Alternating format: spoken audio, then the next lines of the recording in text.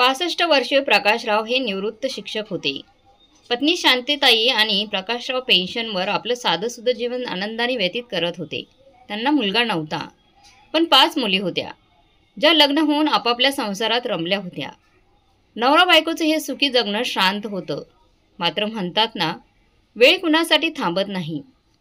एके रात्री अचानक शांताताईंचा झोपेतच मृत्यू झाला. या आघाताने वृद्ध प्रकाशरावांची जगण्याची सोबतच नाहीशी झाली. अचानक त्यांचं आयुष्य रिकामं झालं. या वयात ते एकटेपणाची जाण अजून तीव्र होऊ लागली. पत्नीच्या निधनानंतर 5ही मुलींना आपल्या वडिलांची काळजी वाटू लागली. त्यांचं खाणं पिणं, औषधं, घराची काळजी याचं काय, या विचारांनी त्या व्याकुळ झाल्या.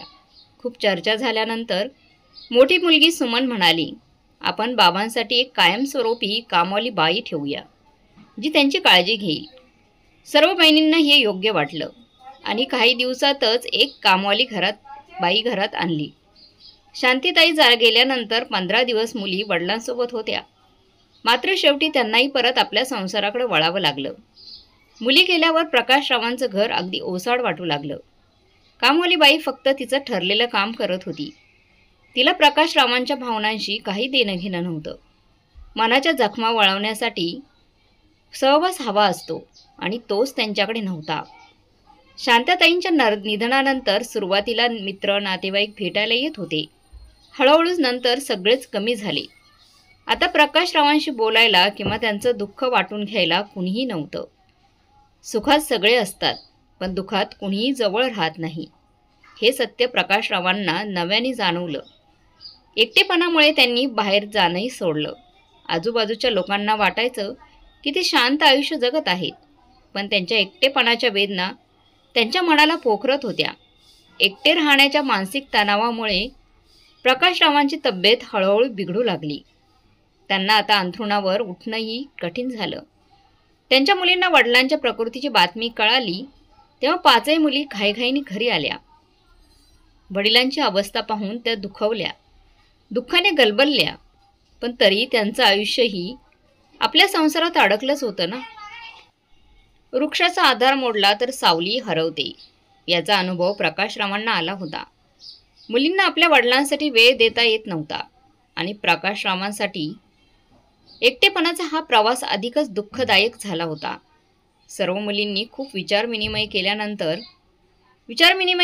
एक ठोस निर्णय घेतला. प्रकाशराव प्रत्येकाच्या घरी 2-2 महिने राहतील आणि त्यांच्या घराला विकून त्यातून मिळणाऱ्या पैशांवर त्यांची देखभाल केली जाईल. या निर्णयाने सर्वांना समाधान वाटलं. सगळ्यांचा विश्वास होता की वडील एकटे राहण्याऐवजी त्यांच्या सहवासात राहतील, त्यांच्याबरोबर राहतील, मुलींबरोबर तर आनंदी राहतील. घर विकायचा निर्णय जेव्हा प्रकाशरावांना सांगण्यात आला तेव्हा त्यांच्या मनाला खूप मोठा धक्का बसला. कारण या घरात त्यांनी आपलं अख्खं आयुष्य घातलं होतं. हसत खेळत मुलींना वाढवलं होतं, सांभाळलं होतं. त्यामुळे या घराला सोडून जाणं त्यांच्यासाठी असह्य झालं होतं. पण सगळ्यांचा निर्णयाला मान्य करणं त्यांच्यासमोर अपरिहार्य होतं. त्यांनी स्वतःला समजावलं, एकटं राहण्यापेक्षा जिथं कुणी बोलायला तरी असेल, सगळे बरोबर असतील, तिथं राहणं चांगलं. शेवटी जड अंतकरणाने त्यांनी घर विकण्यास होकार दिला. घर विकल्यानंतर सर्वात मोठी मुलगी सुमन त्यांना आपल्याकडे घरी घेऊन गेली. सुमनच्या घरात पोहोचल्यावर तिच्या कुटुंबाने त्यांचं प्रेमाने स्वागत केलं. सुमनच्या मुलांनी आनंदाने ओरडून म्हटलं, आजोबा आले, आजोबा आले. जावाईही त्यांच्याशी आदराने वागत होता. हे सगळं पाहून प्रकाशरावांच्या डोळ्यात आनंदाश्रू तरळाले. त्यांनी विचार केला, जिथं एवढं प्रेम मिळतंय तिथं राहणं कधीही चांगलंच. सुमनने त्यांना एक स्वतंत्र खोली दिली, ज्यामध्ये त्यांच्या सर्व गरजांची काळजी घेतली जाईल.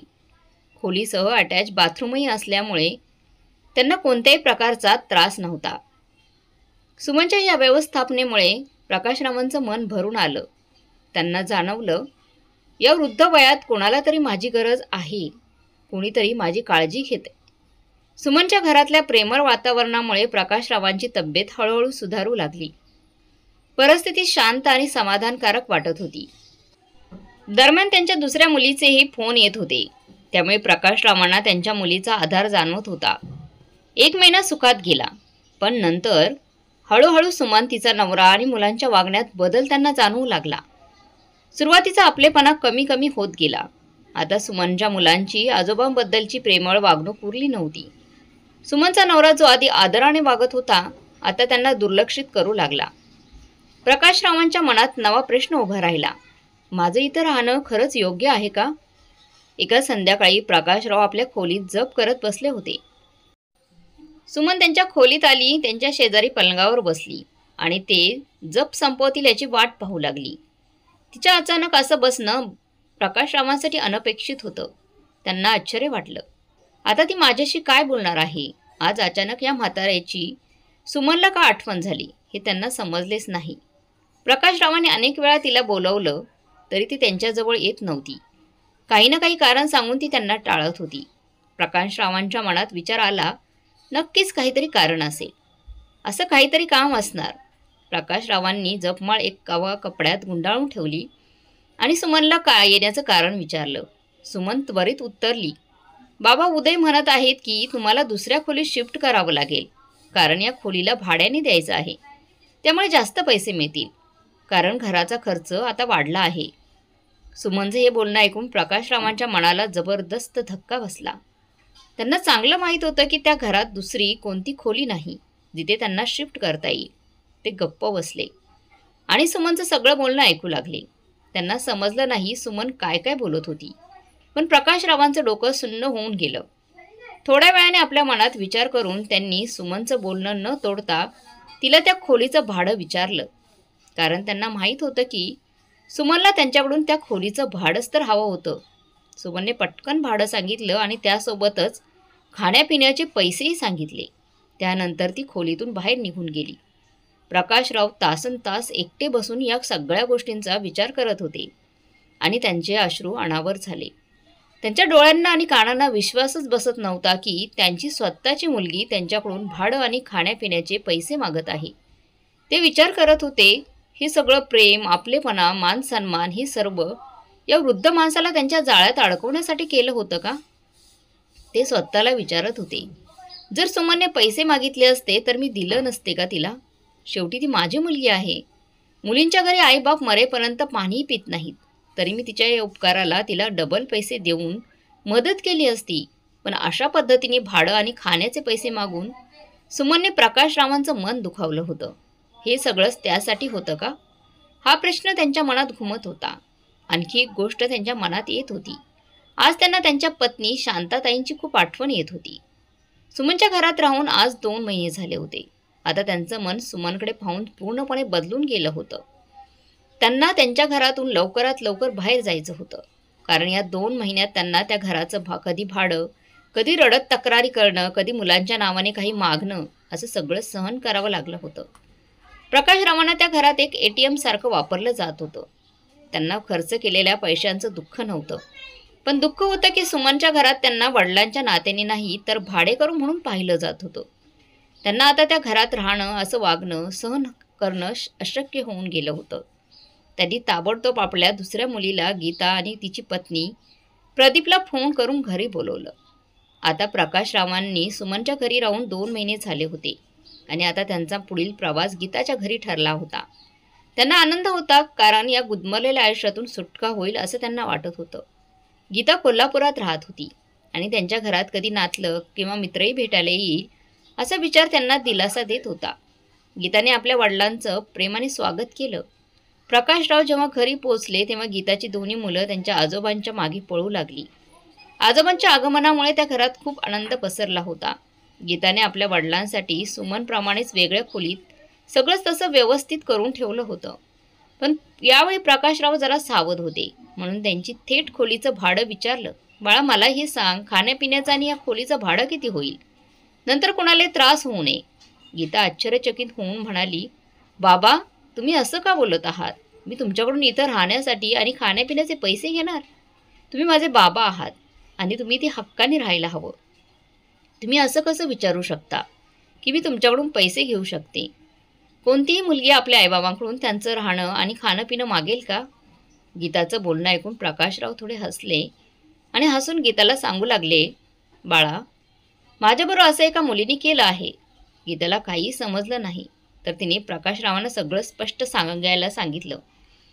प्रकाशरावांनी मग सुमनच्या घरी जे काही सहन केलं होतं ते सगळं, जे त्यांच्याबरोबर घडलं होतं ते सगळं त्यांनी गीताला सांगितलं.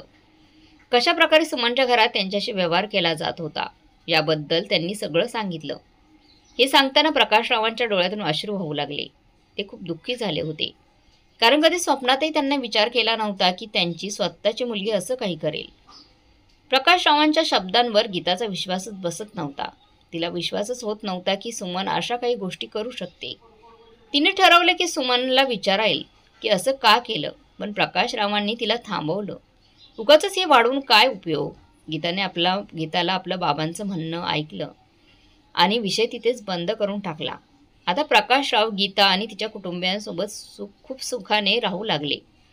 गीताच्या घरी त्यांना कोणत्याही गोष्टीची कमतरता नव्हती आणि कधीही कोणाची तक्रार नव्हती. गीता आणि तिच्या कुटुंबियांनी त्यांच्या गरजा पूर्णपणे ध्यानात घेतल्या होत्या. हळूहळू प्रकाशराव सुमनच्या घरी झालेल्या जुन्या आणि कडव्या गोष्टी विसरू लागले. गीताचं प्रेम आणि तिचं सहकार्य त्यांना पुन्हा नव्या जीवनाची उमेद देत होते. आता त्यांना कोणाबद्दल तक्रार नव्हती आणि नाही कोणाबद्दल राग. गीताच्या घरी राहून आता त्यांना 2 महिने पूर्ण होणार होते. गीताच्या घरून जाण्याचा 2 दिवस अगोदर गीता बाबांच्या खोलीमध्ये येऊन बसली. त्यांच्याजवळ येऊन बसली कारण तिला त्यांच्याबरोबर थोडा वेळ घालवायचा होता.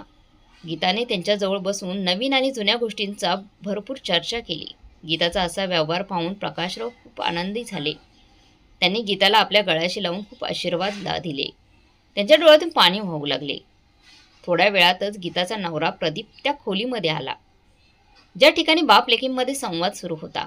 प्रदीपच्या हातामध्ये एक डायरी होती. खोलीमध्ये येताच तो ती डायरी गीताला देऊ लागला. गीताने ती डायरी प्रकाशरावांना वाचायला दिली. प्रकाशराव खूपच आश्चर्याने त्या डायरीकडे पाहू लागले. त्यांना समजत नव्हतं की ती डायरी त्यांना का दिली जात आहे. त्यांनी डायरीला हातामध्ये घेतलं आणि प्रदीपला विचारलं, जावई बापू, ही कसली डायरी आहे? गीताने प्रकाशरावांना ती डायरी वाचायला सांगितली. प्रकाशरावांनी डायरी वाचण्यासाठी पान उलटलं आणि एक एक करून वाचू लागले. डायरी वाचतात प्रकाशरावांचे डोळे विस्फरले. ते कधी डायरीला बघत होते तर कधी गीता आणि प्रदीपला. डायरी वाचताना ते एकदम सुन्न झाले होते. त्यांना धक्का बसला होता आणि समजत नव्हतं हे सगळं कसं आणि का झालं. त्यांना एवढी किंमत देणारा जावाई आणि एवढं प्रेम करणारी मुलगी असं करू शकतात. त्या डायरीमध्ये प्रकाशराव जेव्हापासून त्यांच्याजवळ राहायला आले होते तेव्हापासूनचा ते आजपर्यंत सगळ्याच खर्चाचा एक एक हिशोब लिहिला होता. एक एक रुपयाचा हिशोब होता त्या डायरीमध्ये.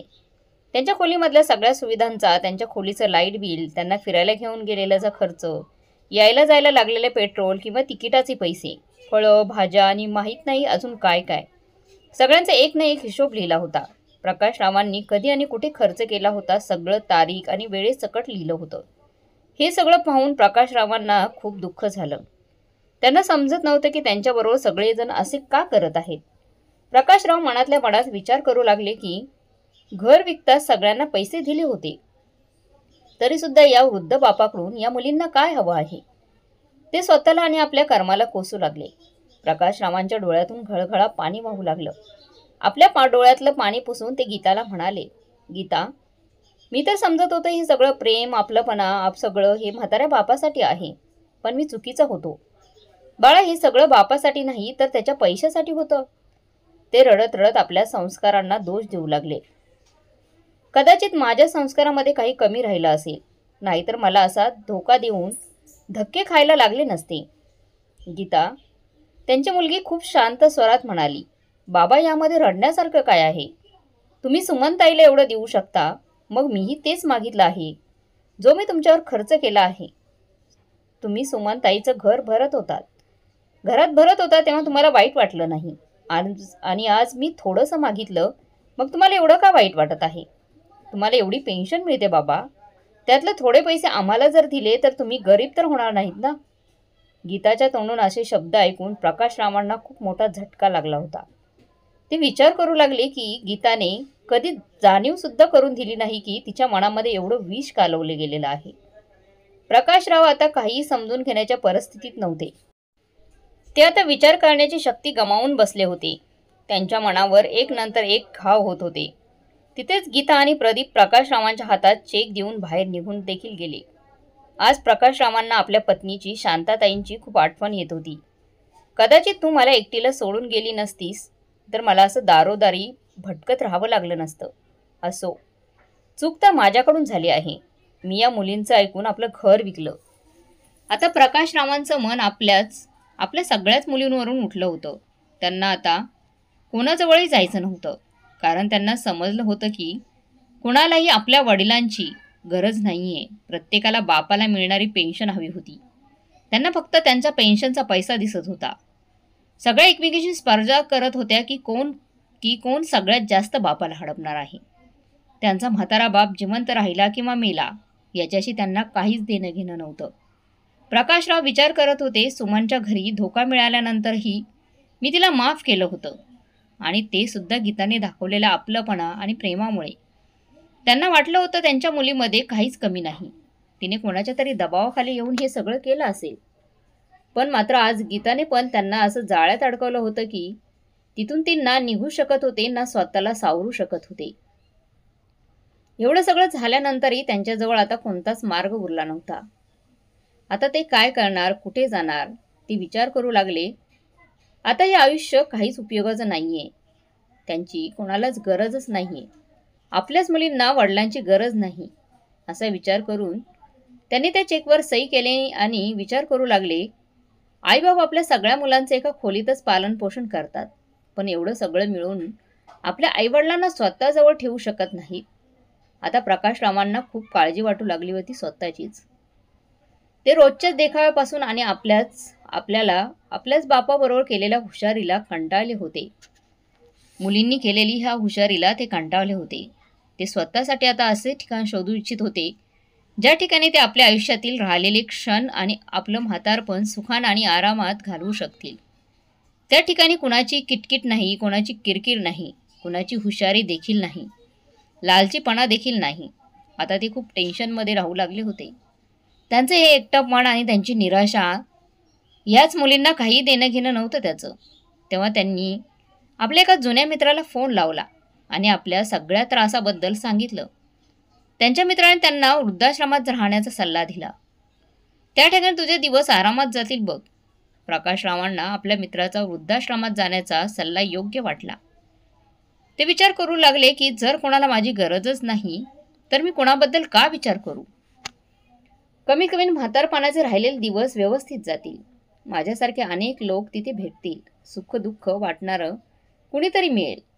त्यांनी वृद्धाश्रमात जाण्याचा निश्चय केला. पण त्यांना वृद्धाश्रमात जाण्याआधी आपल्या मोठ्या भावाला एकदा भेटायचं होतं. ते आपले मोठे भाऊ सदानंदरावांवर खूप प्रेम करत होते. त्यांना खूप मान देत होते, म्हणून त्यांना वृद्धाश्रमात जाण्याबद्दल सांगणार होते. प्रकाशरावांची बायको आणि त्यांच्या वहिनींचं कधीच पटलं नाही. त्यामुळे दोन्ही भाऊ एकमेकांशी जास्त भेटत नव्हते. असं अजिबात नव्हतं की दोघेही भाऊ एकमेकांना भेटलेच नाहीत, म्हणून त्यांचं एकमेकांवरचं प्रेम कमी झालं. प्रकाशराव आपल्या भावाची आठवण काढून आपल्या बालपणात हरवले. प्रकाशराव त्या दिवसांना आठवू लागले की कसे ते आणि त्यांचा मोठा भाऊ सदानंद एकत्र मिळून प्रेमाने राहत होते. पण दोघांचे लग्न झाल्यानंतर दोघांनीही रोजच्या होणाऱ्या भांडणांपासून वाचण्यासाठी वेगळं राहणं योग्य समजलं. त्यामुळे दोन्ही कुटुंबामध्ये प्रेम राहील. आपल्या मोठ्या भावाची आठवण काढून प्रकाशरावांच्या डोळ्यातून पाणी वाहू लागलं. प्रकाशराव आपल्या भावाला भेटून आपलं मन हलकं करू इच्छित होते. आपल्या डोळ्यातलं वाहत असलेलं पाणी पुसून त्यांनी आपल्या भावाला फोन लावला आणि त्यांना भेटण्याची इच्छा सांगितली. त्यांचे मोठे भाऊ सदानंदराव खूप आनंदित झाले. आपल्या भावाला आनंदित पाहून प्रकाशरावांचा कंठ दाटून आला आणि ते मोठमोठ्याने रडू लागले. ते आपल्या भावाला भेटण्यासाठी आतुर झाले. त्यांनी फोनवर भेटण्याची वेळ ठरवली. सदानंदराव आपल्या भरलेल्या कुटुंबाबरोबर सांगलीला राहत होते. प्रकाशराव येणार आहेत ही बातमी त्यांच्या घरातल्या सर्वांना सांगितली. त्यांच्या घरातील सर्वजण ही बातमी ऐकून आनंदित झाले आणि प्रकाशरावांना भेटण्यासाठी उत्सुक झाले. असो, कसं तरी करून प्रकाशराव आपल्या मोठ्या भावाच्या घरी पोहोचले. घरी पोहोचताच त्यांचं प्रेमाने स्वागत करण्यात आलं. प्रकाशराव त्यांचं प्रेम पाहून भावूक झाले. प्रकाशरावांना त्यांच्याकडून असं प्रेम आणि आपलेपणाची अपेक्षा नव्हती, कारण ज्या प्रकारे ते या सर्वांपासून वेगळे झाले होते आणि एवढ्या वर्षांपासून त्यांनी या सर्वांशी कोणताही संबंध ठेवला नव्हता. कधीकधी फक्त आपल्या मोठ्या भावाशी बोलत होते ते. नाहीतर फक्त मुलांच्या लग्नात येणं जाणंच ठेवलं होतं. शेवटचं भेटणं तर प्रकाशरावांच्या बायकोच्या मृत्यूच्या वेळी झालं होतं. प्रकाशरावांना आपल्या भावाच्या घरी येऊन काही तासच झाले होते की ते परत जायचं म्हणू लागले. ते परत जाणार हे ऐकून त्यांचा मोठा भाऊ त्यांना काही दिवस राहण्यासाठी आग्रह करू लागला. प्रकाशरावांना कोणावर ओझं व्हायचं नव्हतं म्हणून ते जाण्याबद्दल बोलत होते. पण आपल्या भावाचा मान ठेवण्यासाठी ते काही दिवस तिथे राहण्यासाठी तयार झाले. मग सर्वांनी एकत्र मिळून जेवण केलं. रात्र होताच दोघे भाऊ एका खोलीमध्ये झोपले. तेव्हा त्यांचा भाऊ सदानंदराव प्रकाशरावांना त्यांच्या उदासीचं कारण विचारतात. प्रकाशराव त्यांचं असं विचारणं ऐकून थोडं आश्चर्यचकित झाले. ते आपल्या मनामध्ये विचार करतात, मी तर माझ्या मनातलं कोणाला काही सांगितलंही नाही. मग दादाला कसं माहीत झालं की मी खूप दुःखी आहे आणि उदास आहे. प्रकाशराव आपल्या विचारांमध्ये मग्न होते की तेव्हा सदानंदराव त्यांना हलवून म्हणाले, प्रकाश कसला विचार करतोयस? तेव्हा प्रकाशराव म्हणाले, तुला हे सगळं कसं माहीत झालं की मी टेन्शनमध्ये आहे? जर सगळं व्यवस्थित असतं तर कुणीही आपल्या म्हाताऱ्या बापाला असं एकट्याला एवढ्या दूर प्रवास करायला पाठवलं नसतं. कोणीतरी बरोबर आलं असतं नक्कीच. तुला एकट्याला पाहूनच मला समजलं होतं काहीतरी गडबड आहे आणि राहिलेला तुझा चेहरा सांगत होता. सांग बरं काय झालं? तेव्हा प्रकाशराव आपल्या भावाला आपल्याबरोबर जे घडलं ते सगळे हकीकत त्याला सांगतात की कसं त्यांच्या मुलींना त्यांची नाही तर त्यांच्या पैशांची गरज आहे. प्रकाशराव आपल्या एक एक मुलीने केलेल्या चुकीच्या व्यवहाराची सविस्तर माहिती आपला भाऊ आणि बहिणीला सांगतात आणि सांगताना त्यांच्या डोळ्याच्या कडा ओल्या झाल्या होत्या. तेव्हा सदानंदराव आणि त्याच्या बायकोला प्रकाशरावांच्या प्रत्येक शब्दांवर विश्वास ठेवणं खूपच कठीण जात होतं. कारण त्यांना हे समजत नव्हतं की कोणतीही मुलगी आपल्या बापाबरोबर असं वागू शकते आणि त्यांचा असा विचार करणं बरोबर होतं. कारण कुठे ना कुठे आपण सर्वांनी या जगात मुलांद्वारे केलेले वर्तन बघितले आहे आणि ऐकले आहे. पण मुलींनी केलेल्या अशा प्रकारच्या वागणुकीबद्दल विचारही कधी केला नव्हता. तेव्हा प्रकाशरावांनी आपल्या भावाला वृद्धाश्रमात जाण्याबद्दल सांगितलं. त्यांनी जेव्हा हे ऐकलं तेव्हा सदानंदराव आपल्या डोळ्यातलं पाणी थांबवू शकले नाहीत. सदानंदरावांनी आपल्या भावाला छातीशी लावून म्हणाले, प्रकाश, मी अजून मेलेलो नाही. मी जिवंत असताना तुला कुठेही जाण्याची गरज नाही आणि तुला जावं लागलं तर तू एकटा जाणार नाहीस. माझ्या भावा, मी पण तुझ्याबरोबर येईन. आजपासून तू आमच्याबरोबर ह्या घरातच राहशील. तेव्हा प्रकाशराव म्हणाले, नाही दादा, मला कोणावरही ओझं व्हायचं नाहीये. मी जसं आहे तसं ठीक आहे. पण ज्या परिस्थितीमध्ये आहे ठीक आहे. तू माझी काळजी करू नकोस. सदानंदराव म्हणाले, काय म्हणालास तू? तू माझ्यावर ओझं होशील? तू असा विचारच कसा केलास? प्रकाशरावांना आपल्या भावाचं बोलणं ऐकून खात्री झाली. पण ते मनातल्या मनात विचार करू लागले, कदाचित प्रेमापोटीच मी सगळं सांगितलं. दुसऱ्या दिवशी प्रकाशरावांनी सांगितलेल्या सगळ्या गोष्टी सदानंदरावांनी आपल्या कुटुंबातील सगळ्या सदस्यांना सांगितल्या. सदानंदरावांचं बोलणं ऐकून त्यांच्या मुलांनी आनंदाने प्रकाशरावांना आपल्याजवळ ठेवून घेण्यासाठी तयार झाले. सगळ्यांचा एकच विचार होता, आपण सगळे मिळून त्यांची काळजी घेऊया. त्यांना प्रकाशरावांना आपल्याजवळ ठेवायचं होतं, त्यांच्या पेन्शनला नव्हतं. सदानंदरावांनी सांगितलेल्या सगळ्या गोष्टी त्यांच्या कुटुंबातील मग प्रत्येक व्यक्तीने कोणतीही आपत्ती न दाखवता स्वीकारली होती. म्हणून सदानंदरावांना आपल्या संस्कारावर आणि आपल्या मुलांवर अभिमान वाटू लागला. ते मनात म्हणाले, कसं त्यांनी फक्त एकदाच सांगितलं आणि सर्वांनी त्याला समर्थन दिलं. प्रकाशरावांना सदानंदरावांच्या घरामध्ये प्रेमाची कमी नव्हती. प्रकाशराव जेव्हा पण पैसे देण्याबद्दल बोलत होते तेव्हा घरातले त्यांच्यावर नाराज होत असायचे. कारण सर्वांसाठी ते त्यांच्या घराचा हिस्सा होते. एके दिवशी प्रकाशराव आपल्या मुलींनी त्यांच्याबरोबर आणलेल्या वागणुकीला आठवून रडत होते. त्यावेळी सदानंदराव खोलीमध्ये आले आणि त्यांना रडताना पाहून घाबरून विचारले, प्रकाश, तू का रडतोस? का रडत आहेस? काही त्रास आहे का? कुणी काही म्हटलं का? प्रकाशराव आपल्या भावाला थांबून म्हणाले, दादा, तू हे काय बोलत आहेस? माझ्यावर तर घरातले सगळेच प्रेम करतात. मला सर्वांचं प्रेम मिळून आनंद झाला आहे. मी स्वप्नातही विचार केला नव्हता की ज्यांच्यावर कधी प्रेम केलं नाही, ज्यांचा कधी दुःख किंवा त्रास विचारला नाही, कधी आपुलकीने विचारपूस केली नाही, ती मुलं आणि सुना आज मला त्यांच्यापासून वेगळं करू इच्छित नाहीत. आणि मी ज्यांच्यावर सगळं निछावर केलं त्या मुलींनी आज आपल्या बापाची नाही तर बापाच्या पैशांची गरज आहे, पेन्शनची गरज आहे असं म्हटलं. खरंच म्हणतात आजच्या जगात मुली मुलांपेक्षा कमी नाहीत काही. ही गोष्ट एकदम बरोबर आहे. जिथे एका बाजूला मुलं आई बाबांकडे आपला अधिकार मागायला मागे पुढे पाहत नाहीत, त्यांना आपल्या आई बापाशी काही देणं घेणं नसतं, फक्त पैशांवर प्रेम असतं. आणि तिथेच मुलं तर नाहीच पण मुली पण अशाच होत चालल्या आहेत. त्यांना आई बापापेक्षा त्यांची संपत्ती जास्त प्रिय आहे. मी सगळ्यांबद्दल कदाचित सांगू शकत नाही, पण माझ्या मुली अशाच आहेत. दादा, त्यांना माझ्यावर प्रेम नाही, फक्त माझ्या पैशावर माझ्या पेन्शनवर प्रेम आहे. आणि आपण नेहमी मुलांना चुकीचं मानतो, सुनांना कधी आपलं समजत नाही. त्यांच्या सुना सासू-सासऱ्यांच्या वाईट वेळेत त्यांच्याबरोबर राहतात, त्यांची सेवा करतात. कोणती मुलगी आपलं घरदार सोडून आपल्या आईवडिलांची सेवा करायला येते? सेवा नेहमी सुनाच करतात. पण दादा, या ठिकाणी पण मी कोणाबद्दल बोलत नाही, पण आपल्या घरातील मुलं अशीच आहेत. या दोन्ही गोष्टी मी माझ्या जीवनात अनुभवलेल्या आहेत दादा. आजच्या काळात मुलगा मुलगी आणि सून प्रत्येकजण एक वस्तूप्रमाणे आहेत.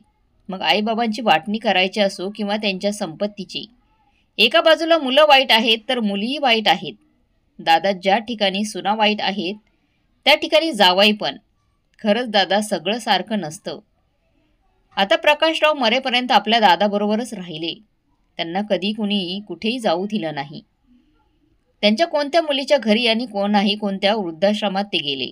आता दोन्ही भाऊ आनंदाने एकत्र एका घरात राहू लागले.